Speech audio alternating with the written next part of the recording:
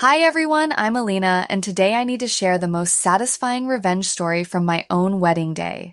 When my mother-in-law showed up to my wedding in a white dress, I thought she had finally crossed the line. But what I did during the reception speeches, the entire family still talks about it 3 years later. If you've ever dealt with someone who thought they could ruin your special day just to make a point, this story is definitely for you. And trust me, the justice at the end is absolutely perfect. David and I had been engaged for 8 months, and planning our dream wedding was both exciting and exhausting. We wanted something elegant but intimate with all our loved ones there. From the moment we announced our engagement, Linda made it clear that she had very strong opinions about how our wedding should be planned. She questioned every decision we made, from the venue to the flowers to the menu. Nothing was ever good enough for her precious son's wedding. But the real drama started when we went dress shopping. I had invited Linda to come with my mom and me, thinking it would be a nice bonding experience. I was so naive. While I was trying on dresses, Linda kept making comments about how certain styles were too revealing, or too modern, or not traditional enough. When I found the dress, the one that made me feel like a princess, Linda's first comment was, "Well, I hope you're not planning to upstage everyone at your own wedding." 2 weeks before the wedding, Linda called me with what she claimed was exciting news.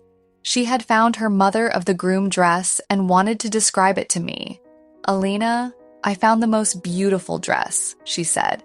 "It's elegant, classy, and perfect for such a formal occasion. It's a lovely cream color with some beautiful beading." I immediately felt my stomach drop. "Cream color?" I asked carefully. "Well, it's more of an off-white, really, very sophisticated. Nothing too flashy, just elegant and appropriate for the mother of the groom." "Linda," I said as calmly as I could, "you know that wearing white or off-white to someone else's wedding is generally considered inappropriate, right?" She laughed it off. "Oh, darling, that's such an old-fashioned rule. No one follows that anymore. Besides, it's not really white, it's cream. Completely different." I tried to explain that cream, off-white, ivory, and champagne were all variations of white and equally inappropriate for wedding guests to wear. But Linda was adamant that her dress was perfectly fine and that I was being overly dramatic. David tried to talk to her, but she insisted that she had already bought the dress and that it would be wasteful to return it. She promised it wouldn't look anything like my wedding dress and that no one would even notice. The night before the wedding, during our rehearsal dinner, Linda made a point of telling several family members about her beautiful new dress and how excited she was to wear it. The way she described it, you'd think she was the one getting married. My maid of honor, Sarah, pulled me aside and said, "Please tell me you have a backup plan for tomorrow if she actually shows up in white." Honestly, I was hoping she would come to her senses at the last minute. But deep down, I knew Linda well enough to know that she was going to wear that dress no matter what anyone said. She had made up her mind to be the center of attention, and nothing was going to stop her. The morning of my wedding day started perfectly. I woke up feeling calm and excited, surrounded by my bridesmaids in our bridal suite. We had champagne and pastries while getting our hair and makeup done. Everything felt magical. Around noon, guests started arriving for our 2 p.m. ceremony. I was putting on my dress when Sarah burst through the door with a look of absolute horror on her face. "Elena," she said, breathing heavily, "you need to see this." She held up her phone and showed me a photo that one of the groomsmen had just texted her.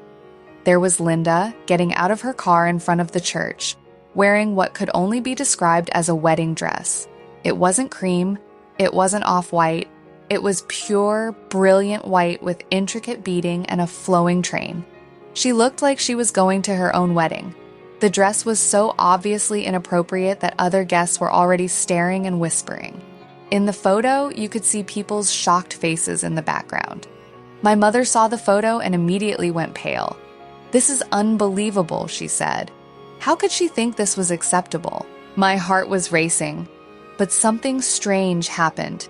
Instead of feeling devastated or angry, I felt oddly calm.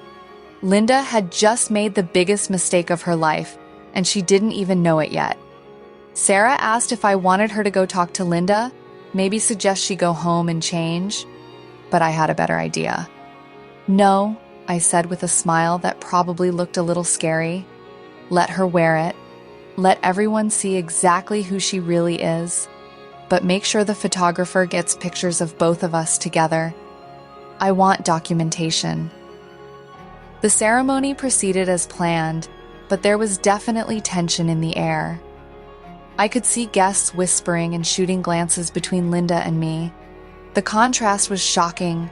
Her in her inappropriate white dress, me in my actual wedding gown. The reception was beautiful.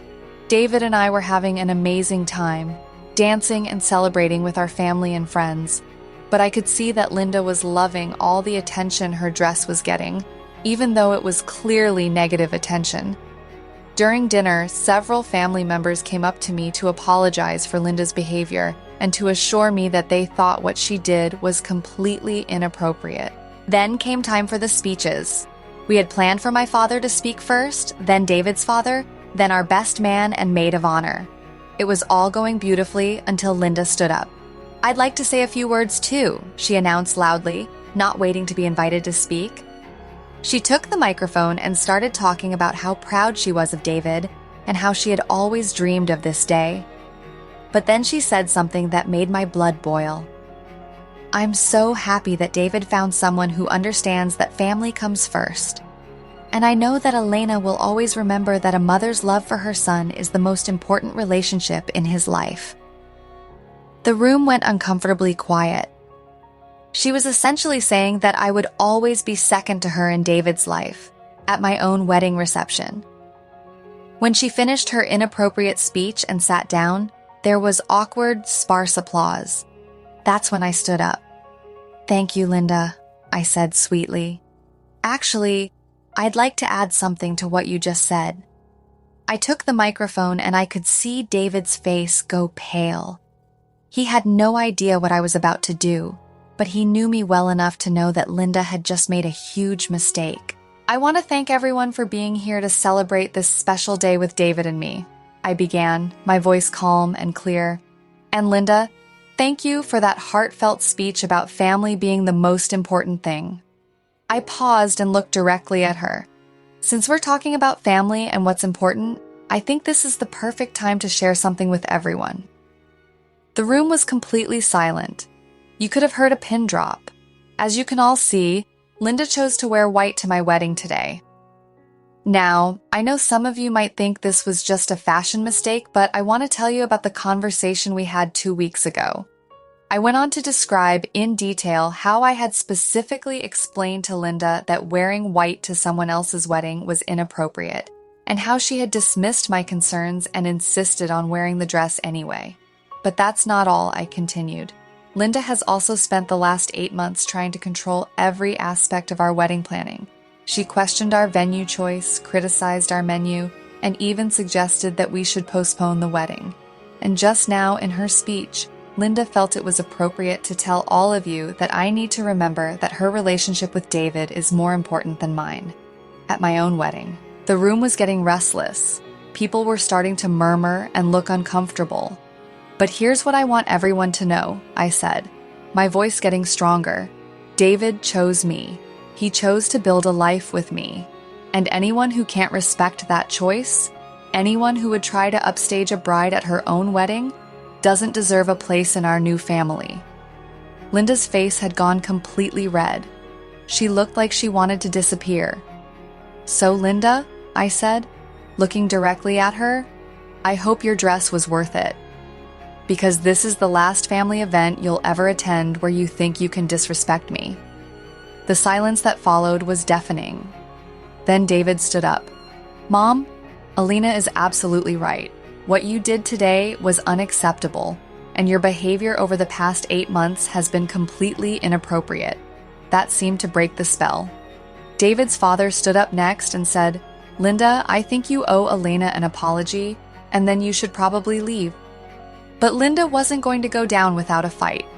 She stood up, her face red with anger and embarrassment, and said, "How dare you embarrass me like this? This is supposed to be a family celebration." That's when David's Aunt Margaret, who had always been the family peacekeeper, spoke up. "Linda, you embarrassed yourself. What you did today was selfish and attention-seeking, and frankly, we're all tired of your behavior." One by one, family members started speaking up. David's cousin mentioned how Linda had made inappropriate comments at his wedding 2 years earlier. His sister talked about how Linda had tried to control her pregnancy experience. Even some of Linda's own siblings started sharing stories about her need to be the center of attention. It was like a dam had burst.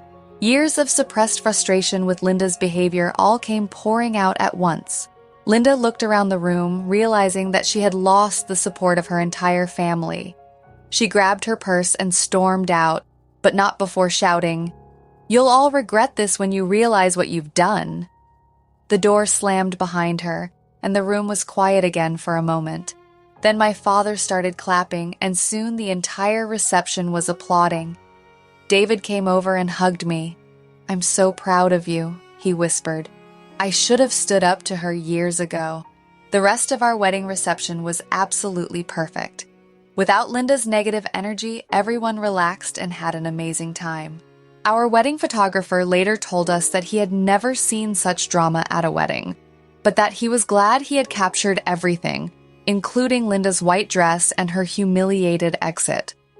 In the weeks following our wedding, the family dynamics completely shifted. David's father called to apologize for Linda's behavior and to tell us that he was proud of how we handled the situation. David's siblings reached out to thank us for finally addressing the elephant in the room.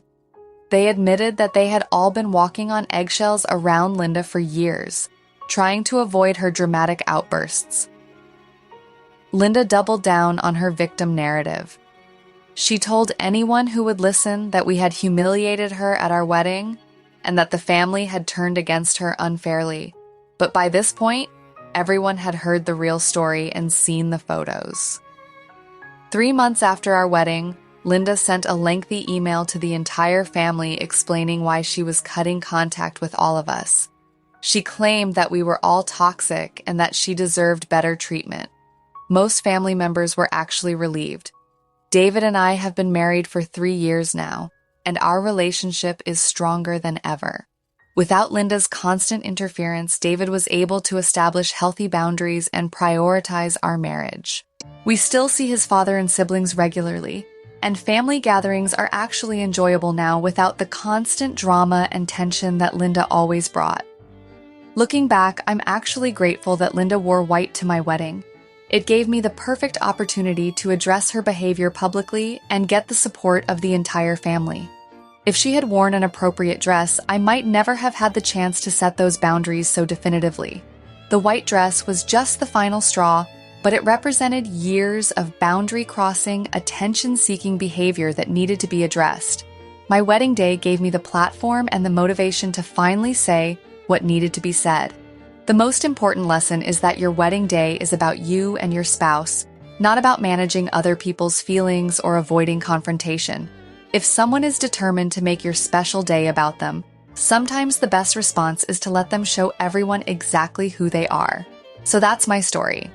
Have you ever had to deal with someone who tried to upstage you at your own event? How did you handle it? Let me know in the comments, and I'll see you in the next video.